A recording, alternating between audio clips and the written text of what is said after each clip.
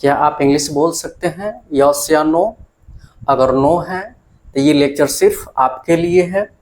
ऐसे हर हिंदी के सवाल जो क्या से शुरू होते हैं उनका अनुवाद करना बहुत ही आसान है। जैसे, क्या आप इंग्लिश बोलना जानते हैं? Do you know how to speak English?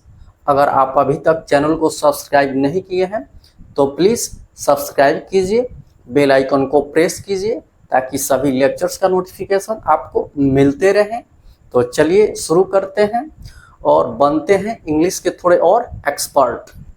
आज हम सिंपल प्रेजेंट टेंस में हाउ प्लस इन्फिनेटिव का प्रयोग yes no type interrogative sentence में पढ़ेंगे।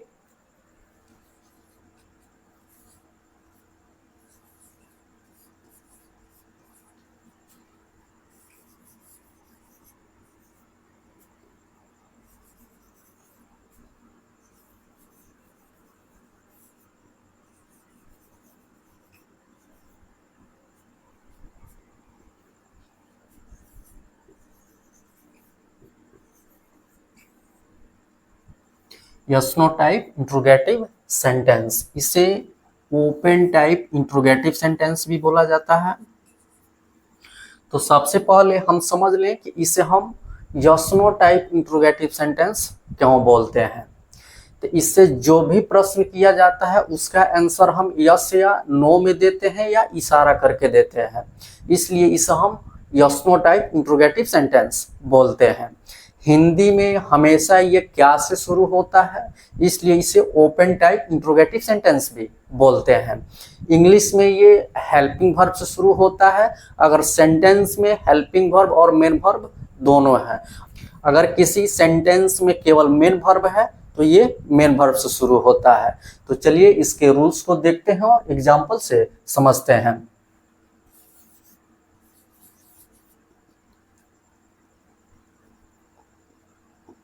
इसका रूल्स होता है do does plus subject plus V1 plus how plus infinitive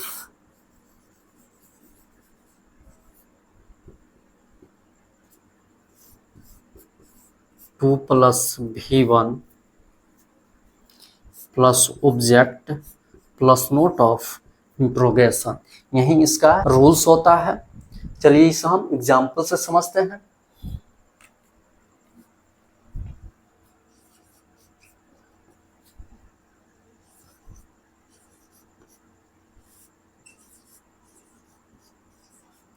क्या श्याम को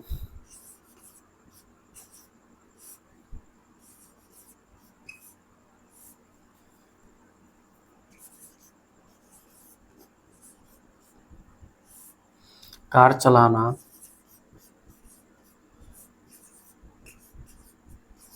आता है?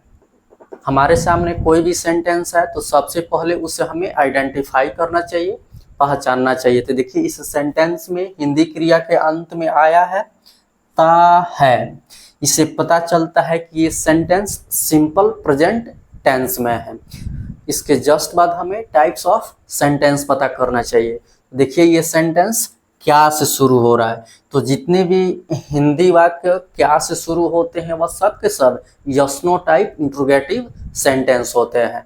जैसे ये पता चले इसका जो भी रूल्स होता है हमें याद आ जाना चाहिए। क्या है rules? Do does plus subject plus V1 plus how plus infinitive to plus V1 plus object plus note of interrogation. चलिए इसे हम ट्रांसलेट करते हैं।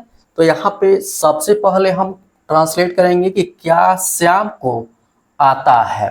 ठीक है, तो चलिए इसे हम ट्रांसलेट करते हैं। तो सबसे पहले यहाँ पे हमें डू या डज का प्रयोग करना है। तो हम खुद से ना डू का प्रयोग कर सकते हैं और ना ही डज का प्रयोग कर सकते हैं। इसके लिए हमें सब्जेक्ट चाहिए, सब्जेक्ट ही बताता है कि यहाँ पे डू का प्रयोग होगा कि डज का प्रयोग होगा। यहाँ पे सब्जेक्ट है श्याम, जो थर्ड पर्सन सिंगुलर नंबर है, और हम जानते हैं कि सिंगुलर सब्जेक्ट के साथ सिंगुलर वर्ब का प्रयोग होता है। तो यहाँ पे डज जो है ये present tense third person singular number होता है। तो यहाँ पे डज का प्रयोग होगा, तो लिखेंगे डज। उसके बाद सब्जेक्ट, सब्जेक्ट क्या है? श्याम। श्याम चूंकि प्रॉपर नाउन है तो इसको कैपिटल लेटर से लिखना है। उसके बाद V1 मुख्य क्रिया, तो जिस हिंदी क्रिया के अंत में ता है, ती है, ते है रहता है वही मुख्य क्रिया होता है। तो यहाँ पे आना के अंत में ता है, यहाँ पे आना का प्रयोग जानने के अर्थ में हुआ है, ठीक है, इसलिए यहाँ पे आना का नो होगा। फिर हाउ, उसके बाद इन्फिनेटिव 2 + V1, तो जिस हिंदी क्रिया के अंत में ना, ने, नी लगा होता है उसी का अनुवाद हमें इन्फिनेटिव में करना होता है। तो देखिए यहाँ पे चलाना के अंत में ना लगा हुआ है, तो इसी का अनुवाद हमें 2 + V1 के साथ करना है, तो 2। उसके बाद V1, ठीक है। तो यहाँ पे कार चलाना का होता है ड्राइव, जो वर्ब का ओरिजिनल फॉर्म होता है जिसे हम वर्ब का फर्स्ट रूप भी बोलते हैं, तो हो जाएगा ड्राइव। उसके बाद ऑब्जेक्ट, तो यहाँ पे क्या चला रहा है? तो कार चला रहा है, चलाना का जो प्रभाव है कार पे है, तो कार क्या होगा? ऑब्जेक्ट होगा, तो हो जाएगा अ कार। और अंत में नोट ऑफ इंट्रोगेशन, क्योंकि ये एक yes no type interrogative sentence है। इंट्रोगेटिव चाहे यस नो टाइप हो या WS टाइप हो, उसके अंत में हमें नोट ऑफ इंट्रोगेशन का प्रयोग करना चाहिए। अगर नहीं करते हैं तो सेंटेंस इनकम्प्लीट हो जाता है, इनकरेक्ट हो जाता है। चलिए इसे हम कुछ और एग्जाम्पल से समझते हैं।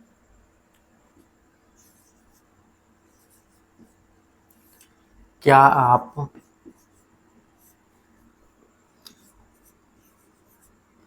एक पत्र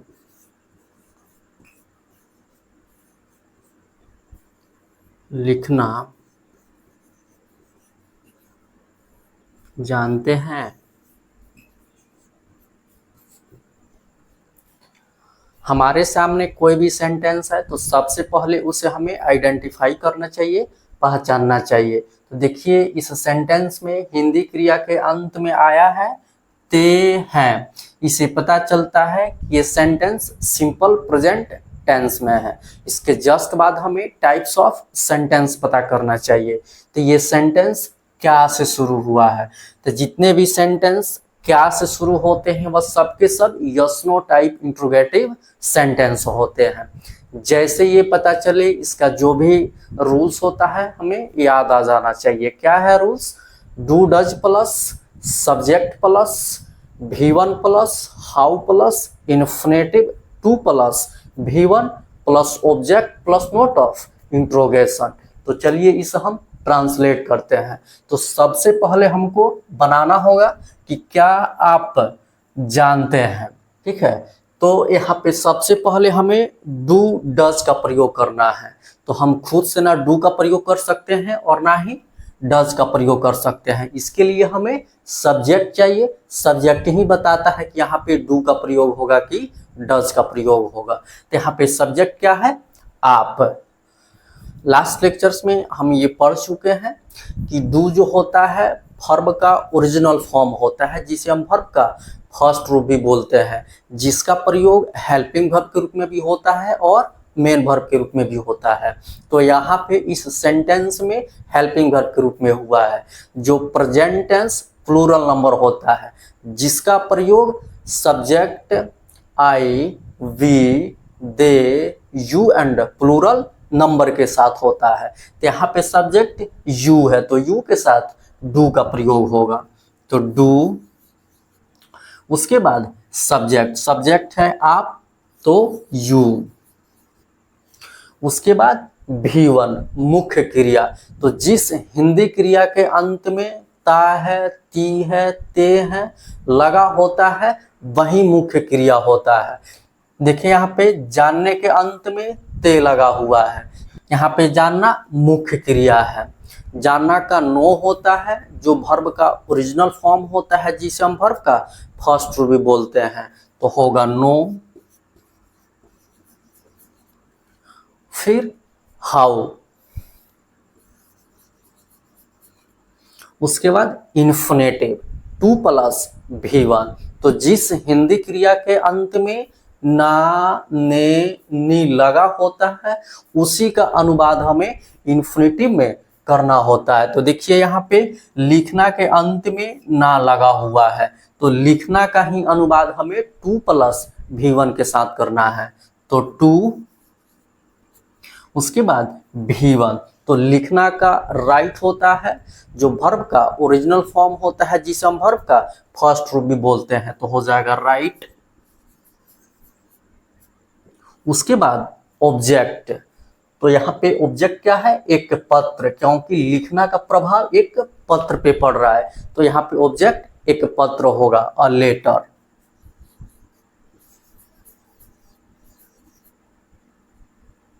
और अंत में नोट ऑफ इंट्रोगेशन, क्योंकि ये एक yes no type interrogative sentence है। चलिए इसे हम एक और एग्जांपल से समझते हैं।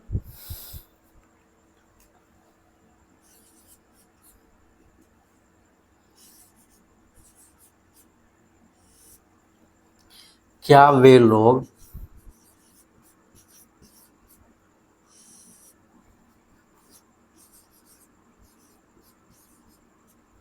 किताब पढ़ना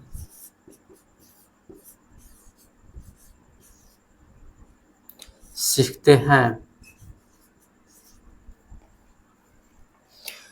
यही सेंटेंस है। तो सबसे पहले हमें किसी भी सेंटेंस को आइडेंटिफाई करना चाहिए, पहचानना चाहिए। तो देखिए इस सेंटेंस में हिंदी क्रिया के अंत में आया है ते हैं, इसे पता चलता है कि ये सिंपल प्रेजेंट टेंस में है। इसके जस्ट बाद हमें टाइप्स ऑफ सेंटेंस पता करना चाहिए। तो देखिए ये सेंटेंस क्या से शुरू हुआ है, तो जितने भी सेंटेंस क्या से शुरू होते हैं वह सब के सब yes no type interrogative sentence होता है। जैसे ये पता चले इसका जो भी रूल्स होता है हमें याद आ जाना चाहिए। क्या है rules? Do does plus subject plus भी1 plus how plus infinitive to plus भी1 plus object plus note of interrogation. तो चलिए इसे हम ट्रांसलेट करते हैं। तो सबसे पहले हमें ट्रांसलेट करना होगा कि क्या वे लोग सीखते हैं। ठीक है, तो यहाँ पे हमें सबसे पहले डू या डज का प्रयोग करना है। तो हम खुद से ना डू का प्रयोग कर सकते हैं और ना ही डज का प्रयोग कर सकते हैं। इसके लिए हमें सब्जेक्ट चाहिए।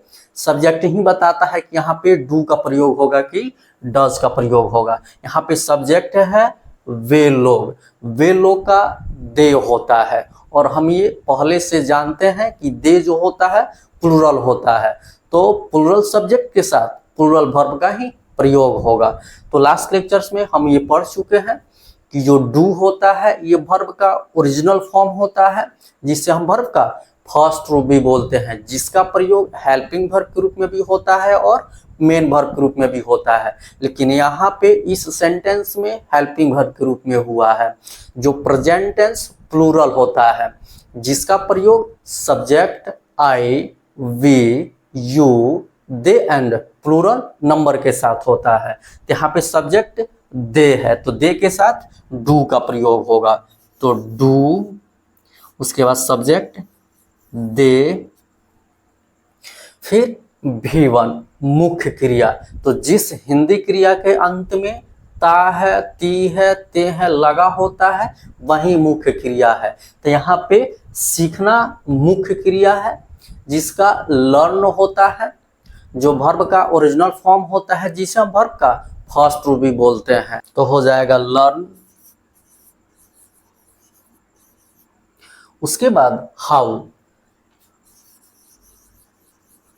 फिर इन्फिनेटिव टू प्लस भी1। तो जिस हिंदी क्रिया के अंत में ना, ने, नी लगा होता है उसी का अनुवाद हमें इन्फिनेटिव में करना है। तो देखिए यहाँ पे पढ़ना के अंत में ना लगा हुआ है, तो यहाँ पे पढ़ना का ही अनुवाद हमें 2 + V1 के साथ करना है। तो 2 उसके बाद V1, तो पढ़ना का होता है रीड, जो वर्ब का ओरिजिनल फॉर्म होता है जिसे हम वर्ब का फर्स्ट रूट भी बोलते हैं, तो हो जाएगा रीड।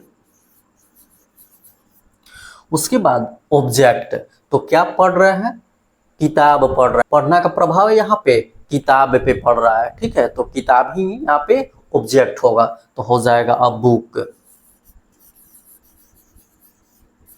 और अंत में नोट ऑफ इंट्रोगेशन, क्योंकि ये एक yes no type interrogative sentence है। इंट्रोगेटिव चाहे यस नो टाइप हो या WS टाइप हो, उसके अंत में हमें नोट ऑफ इंट्रोगेशन का प्रयोग करना अनिवार्य होता है। अगर नहीं करते हैं तो सेंटेंस इनकम्प्लीट हो जाता है, इनकरेक्ट हो जाता है। तो आज यहीं तक रहने देते हैं, फिर हम नेक्स्ट लेक्चर में yes no type interrogative plus negative sentence को पढ़ेंगे और ऐसे ही एग्जाम्पल से समझेंगे। लेक्चर अच्छा लगा हो तो शेयर कीजिए, लाइक कीजिए, कमेंट कीजिए, चैनल को सब्सक्राइब कीजिए, बेल आइकन को प्रेस कीजिए ताकि सभी लेक्चर्स का नोटिफिकेशन आपके पास पहुंचते रहे। हमारे साथ बने रहने के लिए आप सभी को बहुत बहुत धन्यवाद। Okay, thanks.